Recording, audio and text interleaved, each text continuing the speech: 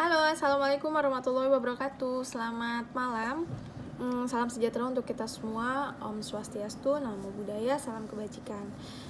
Pertama-tama, marilah kita panjatkan puji dan syukur kehadirat Allah Subhanahu Wa Taala, karena atas rahmat dan hidayahnya maka kita semua dapat berkumpul kembali pada perkuliahan malam hari ini di mata kuliah Teori Sastra.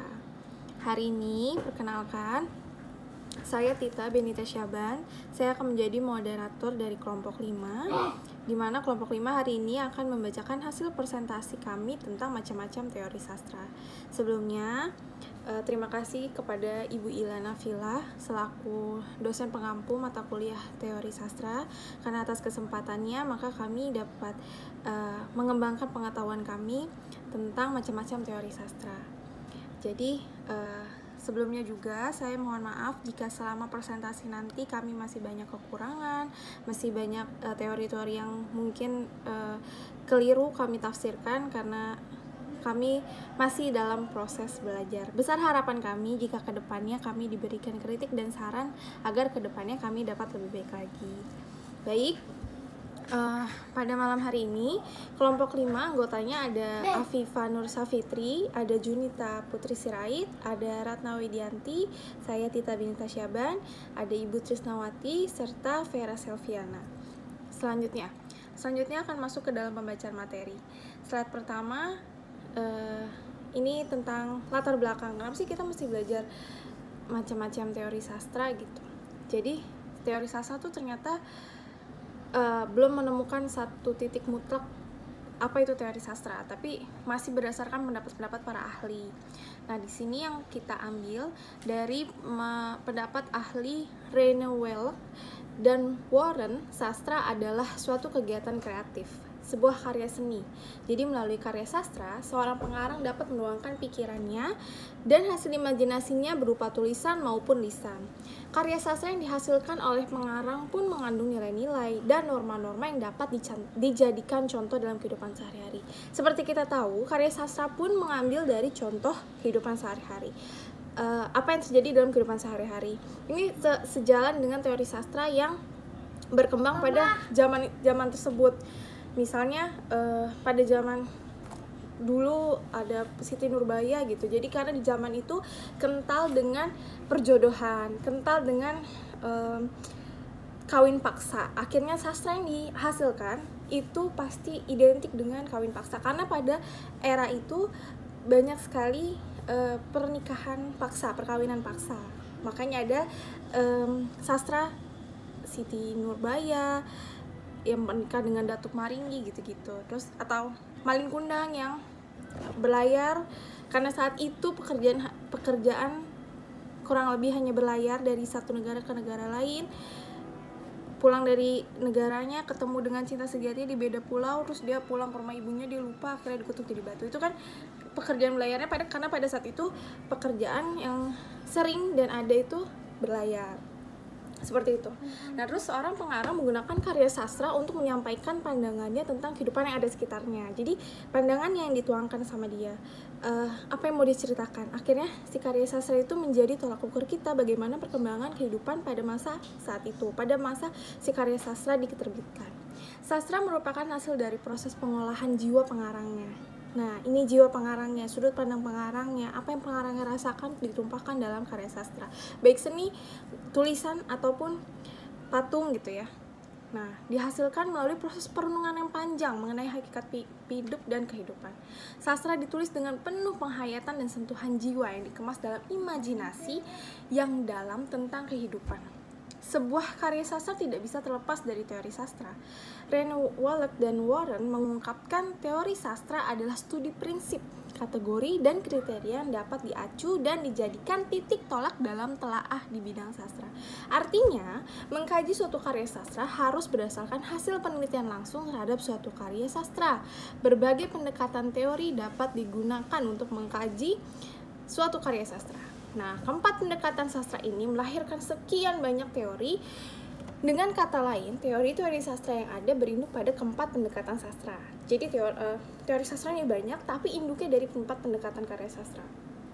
Nah, menurut Yosef menjelaskan bahwa teori strukturalisme sastra merupakan sebuah pendekatan terhadap teks-teks sastra yang menekankan keseluruhan relasi antara berbagai unsur teks. Nah, yang pertama, macam-macam teori sastra melalui pendekatan Abrams. Jadi karya sastra merupakan komunikasi antara sastrawan dan pembacanya. Ini kalau tulisan ya. Atau sastrawan dengan penikmatnya, itu lukisan. Atau karya sastra dengan pendengarnya, itu musik, sastra, seni sastra.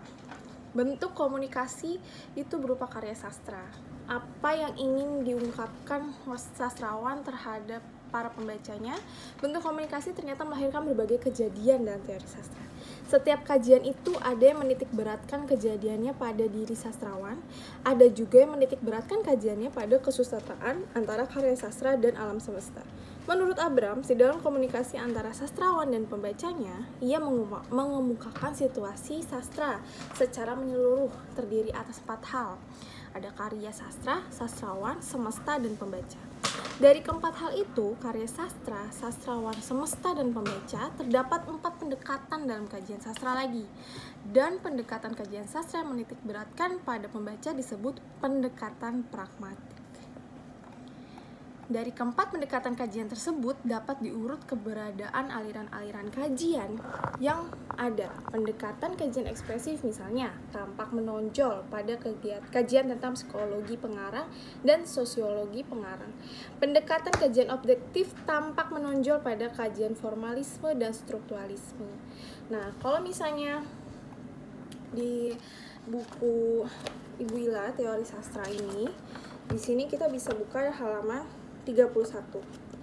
Di sini saya bacakan. Dalam diagramnya yang memuat konteks situasi antara sastra tersebut sekaligus terlihat teori dan pendekatan dilakukan dalam meneliti karya sastra. Abrams dalam Julfafnur 2019 halaman 113 sampai 114 ada 4 komponen utama yang sekaligus merupakan sudut pandang dalam mempelajari karya sastra. Keempat sudut pandang itu ialah universe. Universe di sini semesta. Di sini semesta sebagai objek faktual karya sastra. Jadi semesta itu objek faktual. Karya sastra merupakan cermin kehidupan masyarakat. Di dalam karya sastra ditemukan fenomena kehidupan nyata yang karenanya menimbulkan insight, kesan yang dalam bagi pembacanya. Selanjutnya work itu sastranya, karya sastranya sebagai objek yang dipelajari. Kalau tadi semesta sebagai objek faktualnya, sekarang sastra sebagai objek yang dipelajarinya. Karya sastra sebagai suatu karya yang telah dihasilkan penulisnya, memiliki struktur sendiri yang membangun keutuhan dirinya. Selanjutnya ada artis. Artis itu di sini sastrawannya, pencipta karya sastranya. Sebagai seorang pengarang yang menghasilkan karya sastra, dia berangkat dari berbagai ide, pemikiran, perasaan, pandangan, gagasan, serta hal lain yang menyebabkan ia akhirnya menulis karya sastra tersebut. Nah, terus yang terakhir ada audiens atau pembaca. Pembaca adalah penikmat karya sastra. Ini saling berkaitan, bukan? Pengarang menulis karya sastra tentunya untuk dibaca dan dinikmati oleh orang lain. Dari sudut pandang ini, teori pragmatik dan pendekatan pragmatik digunakan dalam mempelajari karya sastra, yaitu penekanan pada aspek membaca sebagai penikmat karya sastra. Begitu. Nah, selanjutnya akan dibacakan oleh Ratna. Kepada Ratna, saya persilakan. Teori sastra dengan pendekatan objektif. Pendekatan objektif ialah pendekatan karya sastra yang menitik beratkan kajiannya pada karya sastra. Pembicaraan kesastraan tidak akan ada bila tidak ada karya sastra. Karya sastra menjadi sesuatu yang inti. Di bidang ilmu sastra, penilaian yang menitik beratkan kajiannya pada karya sastra dirintis oleh kelompok peneliti Rusia tahun 1915 sampai 1930. Mereka biasanya disebut kaum formalis, dengan tokoh utama Roman Jakobson, Skolowski, Eichenbaum, dan Tianjanov.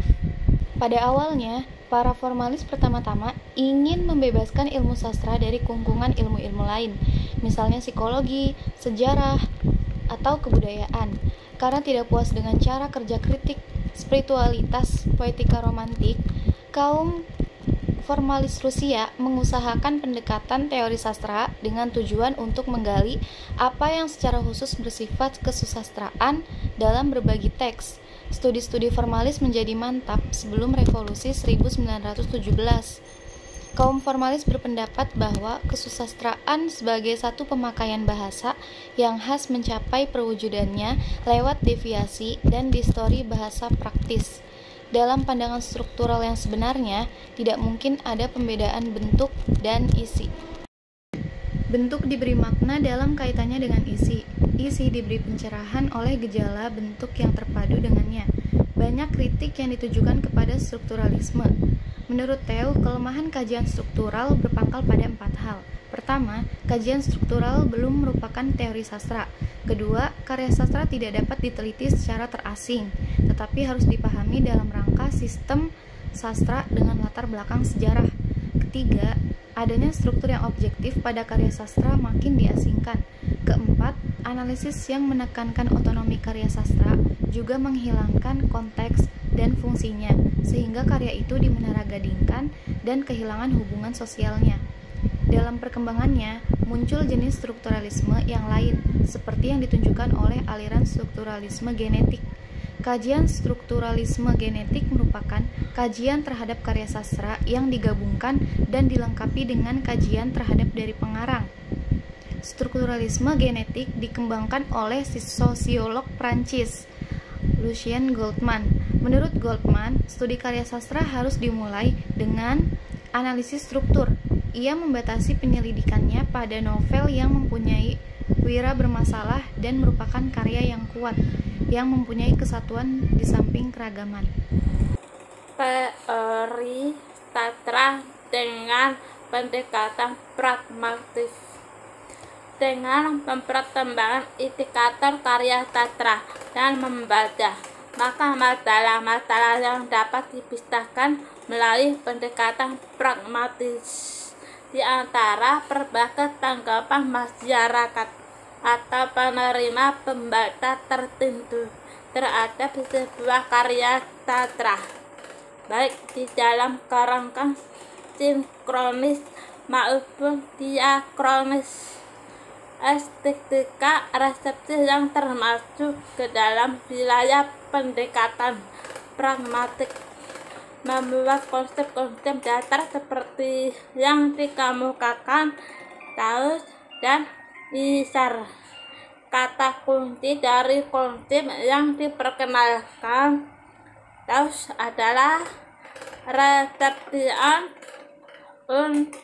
berkontekstualisasi, tanggapan dan efek. Menurutnya, pembaca yang menilai, menikmati, menafsirkan, dan pemahaman karya sastra.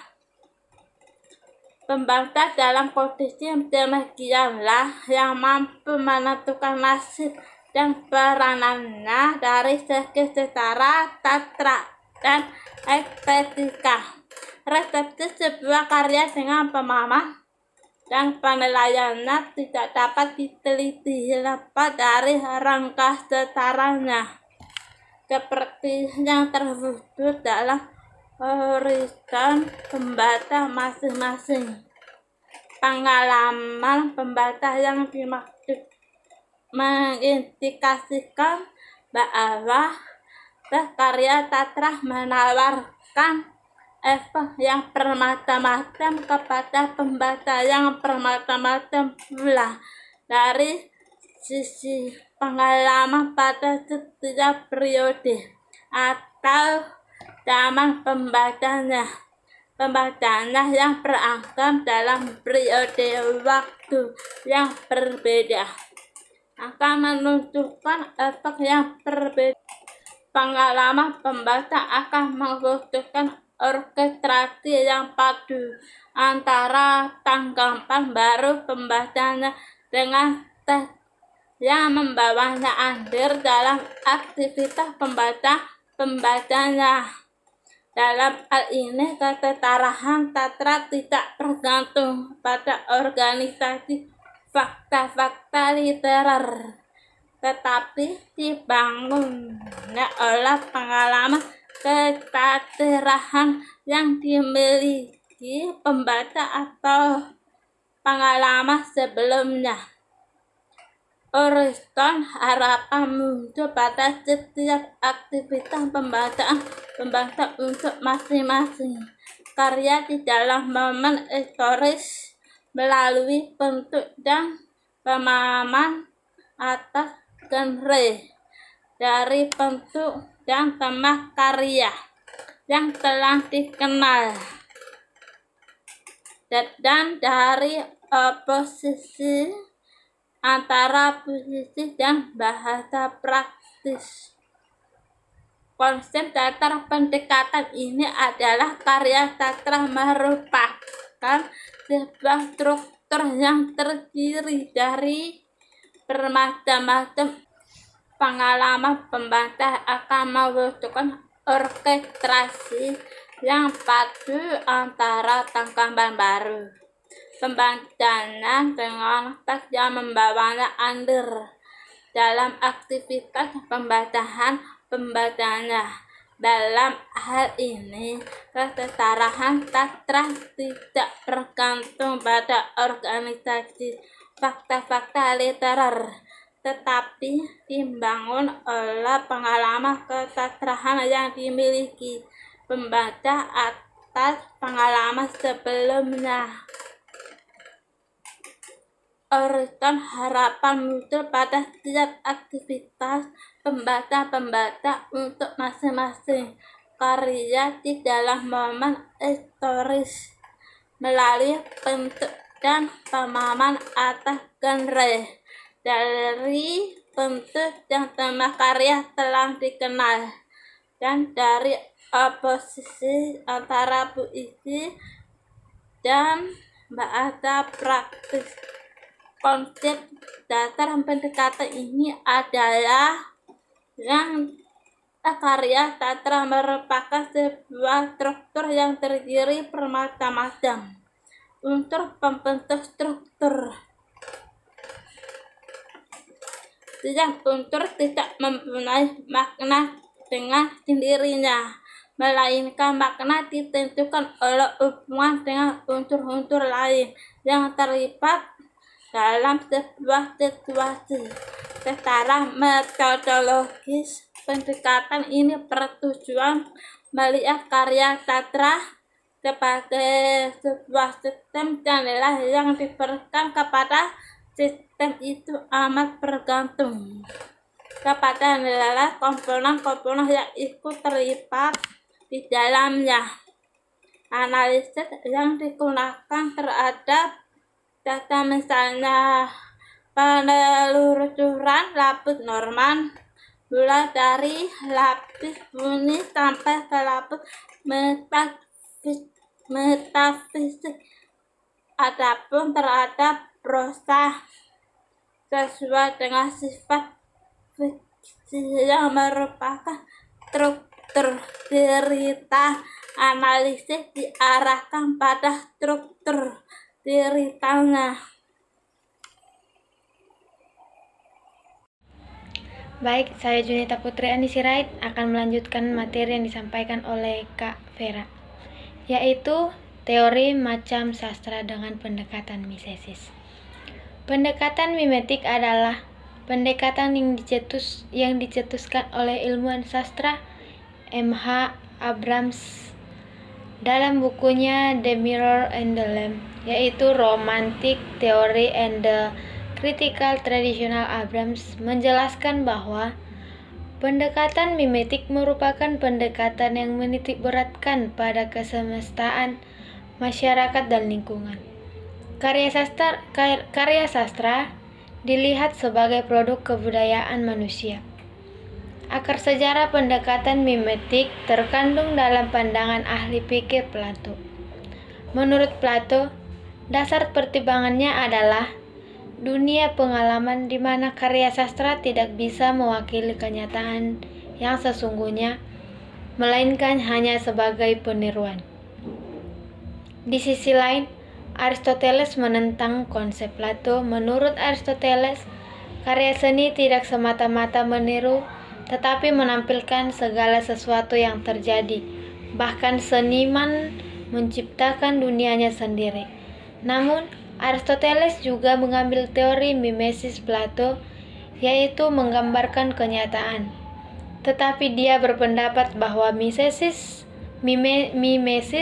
tidak semata-mata menjiplak kenyataan, melainkan juga menciptakan sesuatu yang baru karena kenyataan itu tergantung pada sikap kreatif seorang pengarang dalam memandang kenyataan.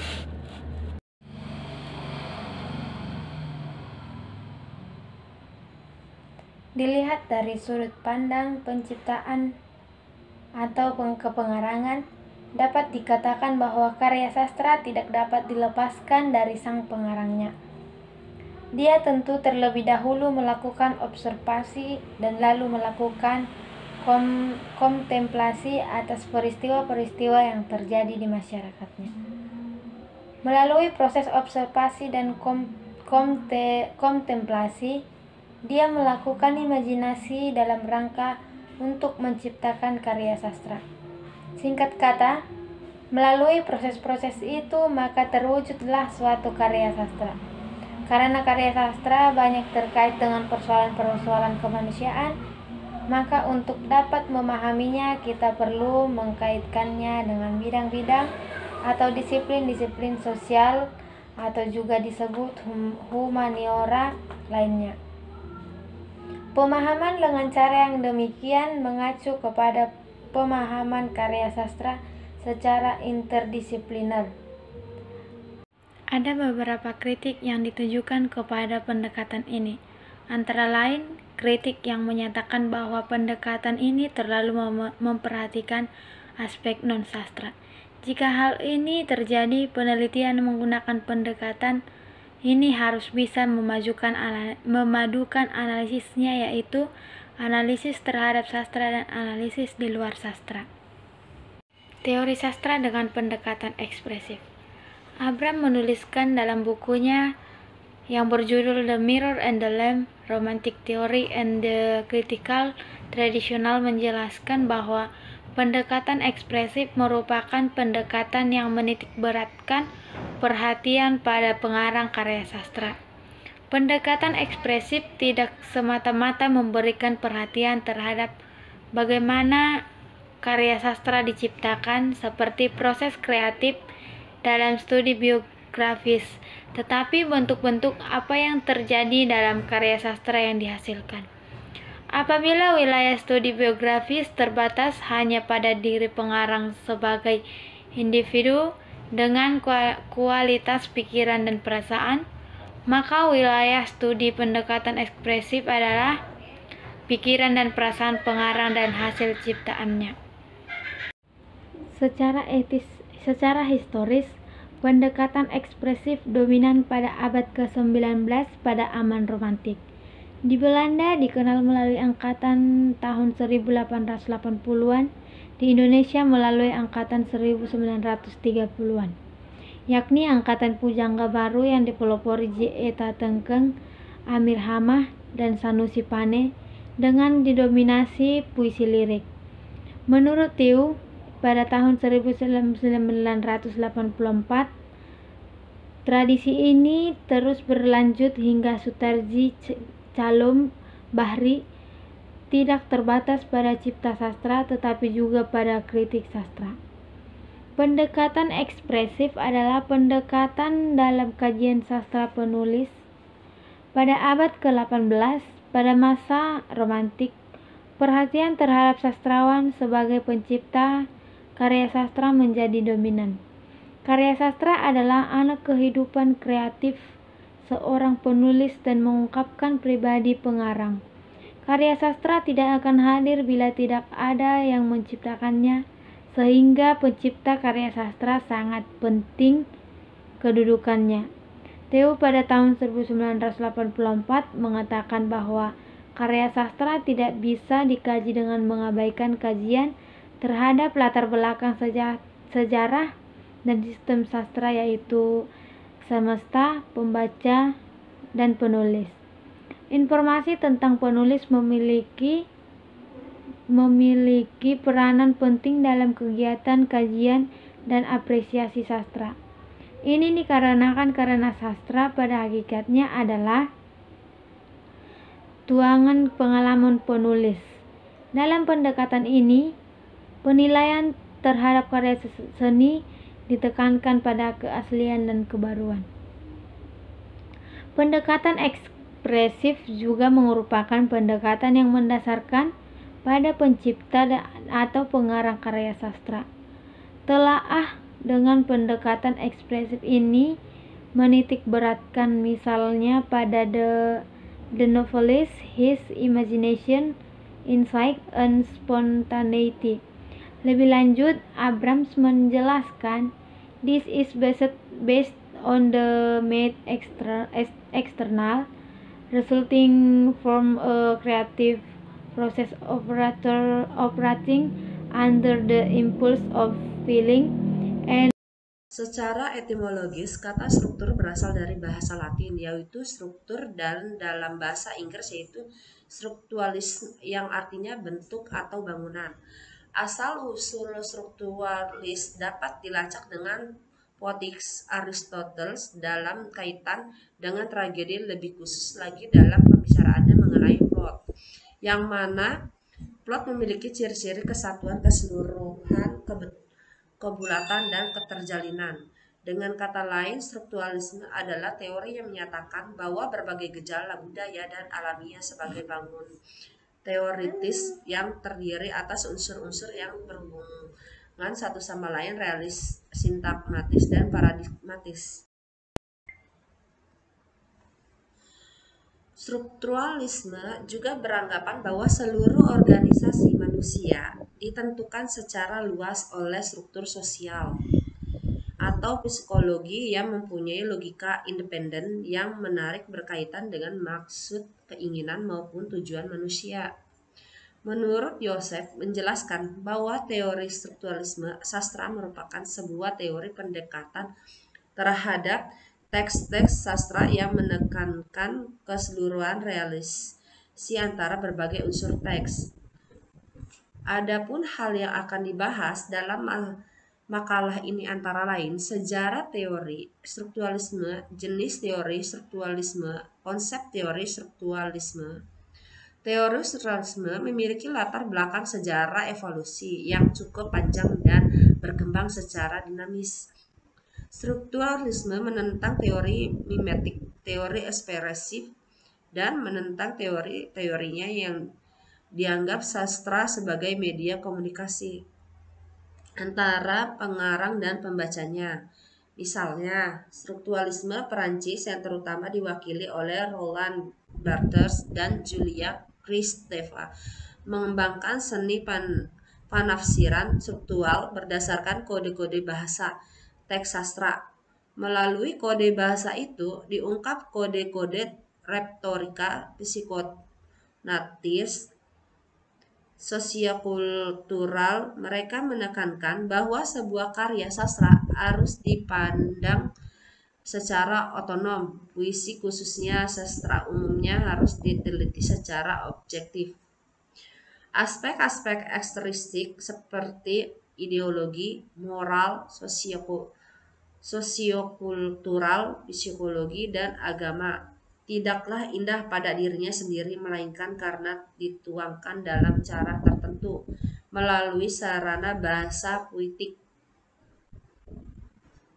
Dengan adanya perbedaan pendapat dalam teori strukturalisme sendiri dapat dibagi menjadi 3 jenis, yaitu strukturalisme formalis, strukturalisme genetik, strukturalisme dinamik.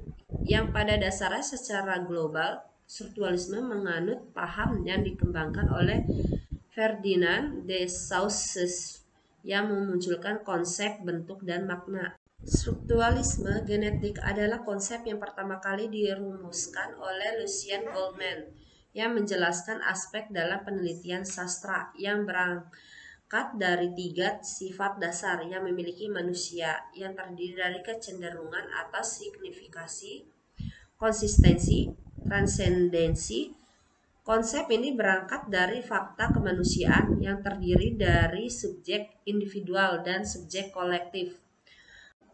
Coleman percaya terdapat homologi antara struktur sastra dengan struktur masyarakat, karena keduanya merupakan produk dari aktivitas struktur yang sama. Namun, hubungan antara masyarakat dan struktur sastra tidak dapat dipahami sebagai hubungan determinatif langsung, namun melalui apa yang disebutkan sebagai wacana. Studi tentang karya sastra, salah satunya tidak dapat dipisahkan dari totalitas kehidupan dan hubungan sosial historisnya. Oleh sebab itu, strukturalisme genetik muncul dengan memberikan pada asal-usul karya tersebut yang sekaligus memberikan perhatian dan analisis intrinsik dan ekstrinsik dalam karya tersebut. Cara mudah menganalisis literatur dengan strukturalisme genetik dapat dirumuskan menjadi 3 tahap. Pertama, analisis elemen intrinsik karya sastra sebagai data dasar. Kedua, analisis background penulis. Penulis memiliki kepribadian, gaya, ideologi, dan norma yang mempengaruhi karyanya. Langsung saja kita masuk ke materi selanjutnya, yaitu strukturalisme formalis. Istilah formalisme berarti cara pendekatan dalam ilmu dan kritik sastra yang mengesampingkan data biografis, psikologis, ideologis, sosiologis, dan mengarahkan perhatian pada bentuk karya sastra itu sendiri. Para formalis meletakkan perhatiannya pada ciri khas yang membedakan sastra dari ungkapan bahasa lainnya.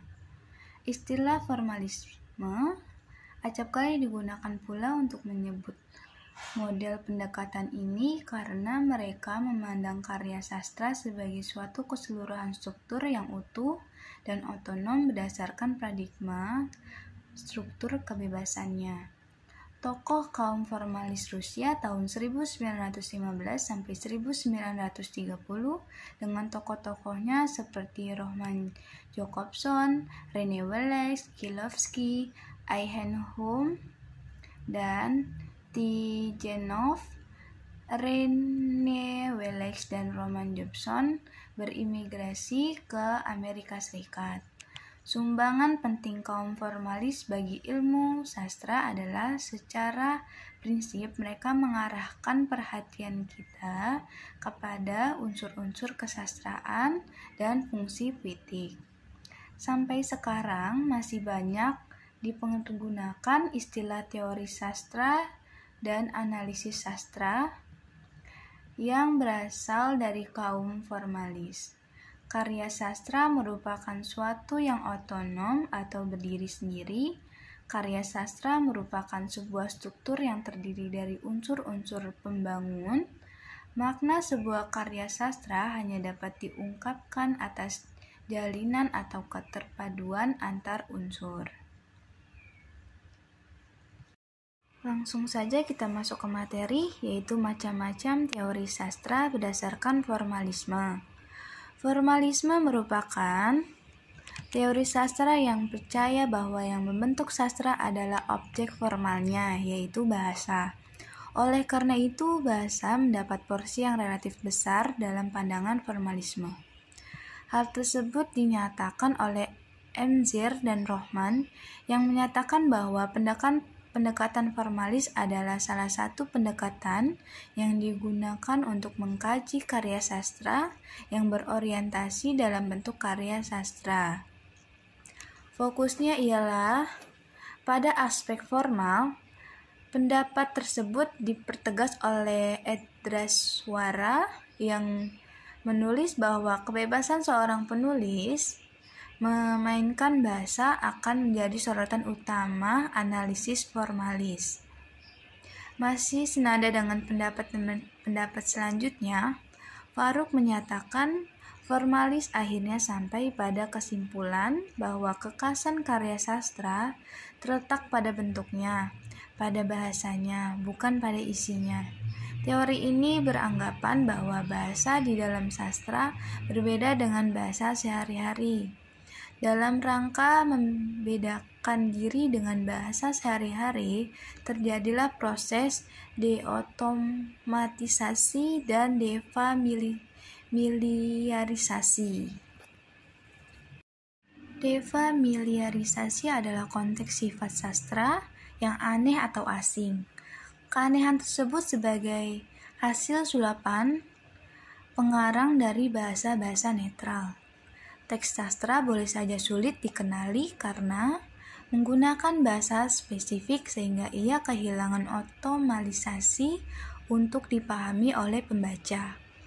Berkaitan dengan perbedaan antara bahasa sastra dengan bahasa sehari-hari, Jacobson mengemukakan 6 fungsi bahasa sastra: emotif, konatif, fatik, metalingguistik, dan opotik dan referensial. Kendati sudah dipaparkan fungsinya seperti itu, Angleton memaparkan kelemahan pendekatan formalisme dan membaginya menjadi 4, yaitu formalisme terlampau menyederhanakan bahasa sehari-hari. Bahasa sehari-hari tidaklah seragam. Ada banyak ragam bahasa, baik dari ragam kelas sosial, ragam profesional, dan lain-lain. Formalisme cenderung hanya dekat dengan puisi dan menjauhi prosa sebab kaum formalisme memfokuskan diri pada bentuk bahasa. Karena formalisme memiliki kecenderungan untuk mendasarkan diri pada persepsi, pengertian sastra menjadi kabur dan meluas, serta pengertian sastra karena ia perseptif tidak lagi ontologis, sebab persepsi dapat berubah dalam konteks yang berbeda. Terlepas dari kelemahan-kelemahan yang telah dipaparkan, Tomaszewski memformulasikan cara membedakan bahasa sastra dari bahasa sehari-hari. Menurutnya, perbedaan yang lebih jelas terlihat pada penyajiannya dan bukan pada bahasanya. Penyajian karya sastra dikemas dalam fabula dan subjet. Fabula adalah bahasa dasar cerita yang dimiliki oleh pengarang dan subjet, merupakan perangkat literal yang dipakai untuk mengubah bahan dasar cerita tersebut menjadi plot. Selain itu, ada juga yang disebut sebagai motif, satuan terkecil dalam peristiwa yang diceritakan. Adapun subjet atau alur merupakan penyusun motif-motif. Upaya formulasi yang dilakukan Tomaszewski tersebut bukan hanya sebuah upaya menjawab keraguan terhadap perbedaan bahasa sehari-hari dan bahasa sastra, tetapi juga menegaskan bahwa formalisme bisa digunakan untuk menganalisis sastra yang berbentuk prosa melalui pengajian motif. Berdasarkan penjelasan yang telah dikemukakan, langkah-langkah analisis karya sastra dengan menggunakan pendekatan formalisme mencangkup 2 jenis, sebagai berikut. Analisis prosa. Dalam analisis ini, tahapan yang dilakukan adalah identifikasi fabula, identifikasi subjet, identifikasi motif, pengelompokan motif-motif, dan pembuatan peta motif yang membentuk karya menjadi satu kesatuan. Terima kasih Afifah dan teman-teman di kelompok 5 yang sudah membacakan hasil diskusinya tentang macam-macam teori sastra serta membacakan presentasinya. Selanjutnya kita sudah sampai di ujung presentasi, yakni pembacaan kesimpulan. Sebelum pembacaan kesimpulan, kita sudah melaksanakan kegiatan sesi diskusi dan tanya jawab, di mana sesi diskusi pada malam hari di hari Jumat tanggal 22 Oktober 2021 kita melaksanakan 2 sesi diskusi, di mana satu sesinya terdapat 3 penanya dan alhamdulillah sudah dapat dijawab dengan baik oleh kami kelompok 5. Selanjutnya maka akan saya bacakan kesimpulan dari diskusi malam ini. Jadi, sastra merupakan suatu kegiatan kreatif, sebuah karya seni. Melalui karya sastra, seorang pengarang menyampaikan pandangannya tentang kehidupan yang ada di sekitarnya. Di dalam suatu karya sastra tidak lepas dari sebuah teori sastra. Teori sastra adalah suatu studi prinsip, kategori, dan kriteria yang dapat diacu dan dijadikan titik tolak dalam telaah di bidang sastra. Teori sastra hanya dapat disusun berdasarkan studi langsung dan terhadap suatu karya sastra. Jadi dalam buku The Mirror and the Lamp, Romantic Theory and the Critical Tradition, Abrams mengemukakan 4 pendekatan sastra. Ada pendekatan objektif, ekspresif, pragmatik, dan pendekatan mimetik.